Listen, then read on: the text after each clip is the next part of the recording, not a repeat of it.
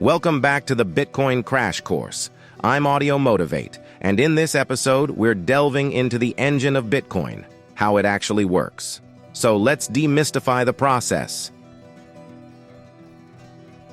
At the core of Bitcoin is a revolutionary technology called blockchain.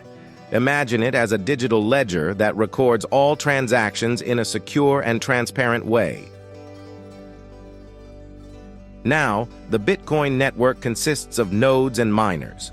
Nodes are computers that maintain the blockchain, and miners are special nodes that validate transactions by solving complex mathematical problems. When you initiate a Bitcoin transaction, it gets broadcasted to the network. Miners then pick up these transactions and bundle them into a block. This block is added to the blockchain after miners solve the mathematical puzzle, a process known as mining. The ingenious part. It's all about consensus. For a block to be added, the majority of the network must agree that the solution is correct. This makes the blockchain secure and resistant to fraud. That wraps up our dive into how Bitcoin works. In the next episode, we'll get hands-on, exploring how to set up your very own Bitcoin wallet.